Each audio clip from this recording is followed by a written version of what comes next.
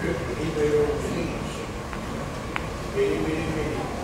And he give the carpenter, then he bail them out. And then they give the man that put him in that shape, $1.5 million bonus. And what's tomorrow with that? That's why our country's more road.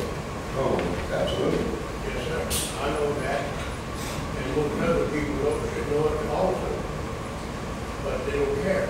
Well, they care, but I would say, well, we're sending the wrong plan. It all comes around to the plan. So if you know, whoever stands there, it doesn't matter. I say, well, I'll go in there and I'll fix that. You're not going to fix it. Let me make something perfectly clear. No one is going to walk up there and fix anything. Now you need to think about that. Why? It takes time. It takes time for one thing. The second thing, if we don't get back to the principles, it'll never be fixed. Why do you think nothing ever gets fixed? I've watched it for 35 years, and those things don't get fixed. They don't fix immigration, they don't fix that, they don't fix Social Security. Why? They don't want to. Why? Because it's a party deal. All right, election year, you think there's going to be any major legislation go through between now and November? No. So guess what?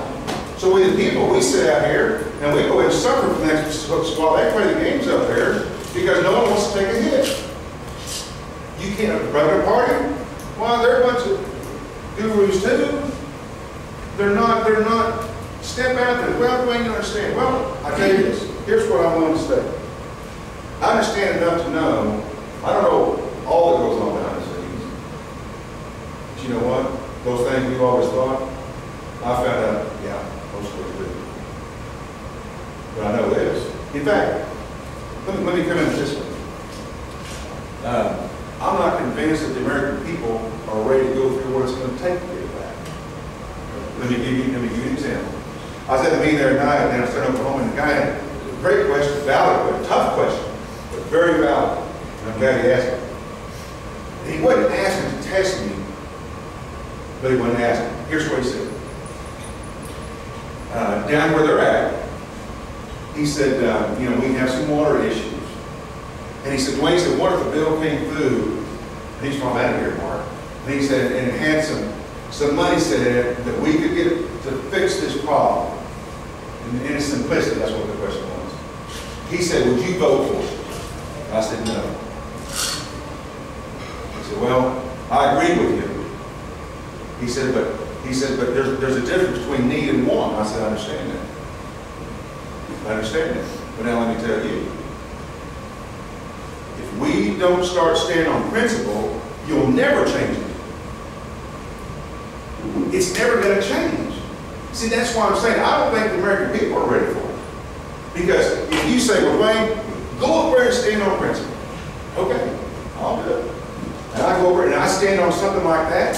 How many people out there District 2 are going to be calling me, man, you sorry, you didn't have, we missed money, we could have had our water, You with me? Folks, I'm a realist.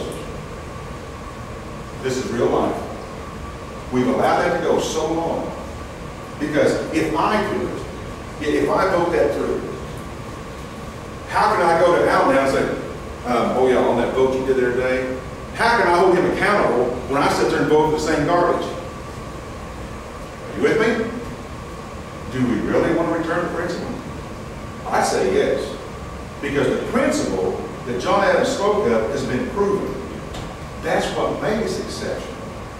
We're not going to get there trying to figure it out ourselves. We've got the structure in place. The Constitution, those principles that they put in there. It's in place. We just got to get back to it. So, you got to answer that question. Are we really ready to stand on principle? But I will tell you this, and I think we all know this just from experience. The longer we wait, the tougher it's going to get. It's already going to be so tough now that, man,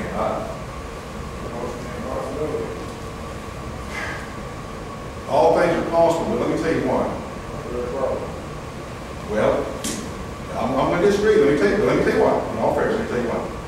And really, this is the only reason it inspires me. Really. Do you realize that because of less than 30%, I think about in the colonies before the Revolutionary War, less than 30% wanted separation from Britain. Less than 30%. 25% was neutral, and about half was on Britain's side. Now think about the odds on that. See? Less than 30%. But because of less than 30%, we became the most exceptional nation in human history. Why? Wait a minute, that doesn't even compute. Why? Because they stood on biblical principles, and God honored that. Now, listen, you don't have to be a Christian to benefit from those principles. You may atheist, Buddhist, I don't care, that's fine. But you'll benefit from those principles. I mean, you know, an unbeliever, that's fine. I know some unbelievers are more moral, have more morality in them than some proclaiming Christians do. I mean, there's some of them I better side with sometimes because I know I can depend on them. That's just the truth. So think about that. And that's why, because I always remember that. Here's how I do it. You hold them accountable. Listen, that's not enough. Here's what I got to do. The only way that what I'm talking about can be accomplished is if I can find out there 30 or 40 people, I don't care what's out there, that'll do that. They'll get understanding and understand what they say they believe. I'll need them to stop votes. I'll need them to stop voting. Once you get to that point, because when you're dealing with immorality, the only immorality understands is power. Once you get to that point, always remember there's a silent joy. There's always a silent joy. So my own goal, I want to use some ideas on this or race or whatever. But you know what? It's kind of like Okemah said. He said, we've got enough good ideas up here to solve the problems. He said, we just don't have enough people with courage to carry them through. So I'm not sitting around trying to, oh gosh, how am I going to figure all this out? You're talking wrong. That's not helping. So I'm going to go over accountable, get 30 or 40, and start getting things swung around. My people who are called by my name will humble themselves and pray. I will heal their land. So that's what it'll take. They'll stand on it, then it'll be honorable again. But other than that, it's just a free for all. Questions? Comments? Would you run for office if you were paying a salary? I'm sorry? Would you run for office if you were not paying a salary? That's a good question. He's the mayor who's not being paid to do it. I'm going to answer that. Did you all hear that question? Let me answer it by answering it this way. In 2010, I ran for state house in Cherokee County. When I made the decision to run for house, I said to my wife, and we talked that over. One of the things I told her that night, I said, I'm going to run for that state house. Here's what I said. I hope they just pay my expenses. I didn't know they got paid. But I run? Sure. I tell you what I would ask. I would ask, would you pay for my expenses? I mean, I'm not wealthy individual. So, yeah, let me answer it another way. Let me give you another answer. I had another lady, that good question. I think it's a valid question. I had a lady one night, she asked me, she said, there was 3 of us standing up there. She said, I just got a question for you guys. She says, have any of y'all ever had to do without insurance? Yeah, I did. See, I told you I pastor, but I didn't tell you what kind of pastor. I've been a church planner for 18 years, almost 18 years. I started 2 from 0 and I did a restart on another. In my almost 18 years of pastoring, only 4 years of that I ever did a raise. Almost 2 years of that in one location, I didn't have any insurance and my kids were little. Even now, the church where we're at now, we started 6 years ago. I've never taken a raise and I won't. They pay me well because of how we started, and I've never had a raise. And when we have some extra money, and I've got some volunteer leadership, and I try to give some type of Christmas bonus, I take the same amount they do. I'm a real deal. I'm not saying the other ones aren't. I'm just saying, no, I'm a real deal. I've been down that road. I do that because it's about people. And so, really, in reality, that would really protect me anyway. That's why I'm only going to commit 4 years. Proverbs says the constant exposure to power is corrosive.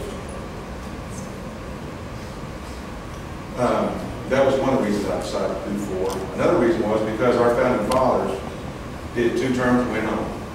I said, it's good enough for me, it's good enough for me. Another reason I chose 4 was because how many times do we sit out here and we say, man, all those guys, all those days, they just run because they want to get on federal retirement. You got to be vested 5 years to get on that. Not for me. Not for me. And the last reason I chose 4 years was because I think I can put up with it before. And I'm serious about that. If I protect myself, I protect you.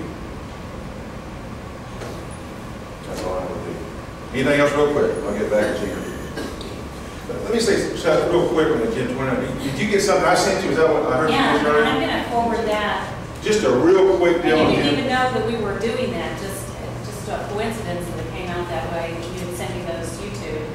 Well, Okay. that's the perfect way for me to send that out and let people get a little, their I think those little short versions, like 15 Yeah. minutes, okay, Yes. those are good intros. Very. And watch those. I didn't know about that until like last August.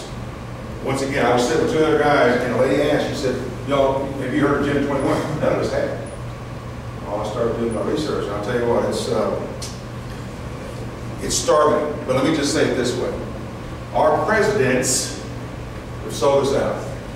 It started with Bush Sr. And when he went down this big UN rally, doesn't mean like this rally, but, you know, big rally with the hoo-ha, he signed what they call a soft resolution. So basically, it wasn't binding, but he signed it on this, what they were talking about, this Agenda 21. Clinton signed an executive order during his time to advance Agenda 21. Bush Jr. had an executive order during his term to advance Agenda 21. And Obama signed an executive order last summer, I think it's 17355, something like that. And what his does is actually advance 16% of it to start implementing it. Folks, I got that. Where is my congressman? Where are my representatives?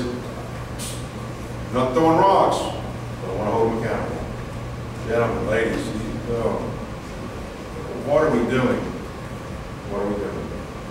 I'll hang around, so if you'll ask some questions, I'll hang around for a while. Thank you all very much.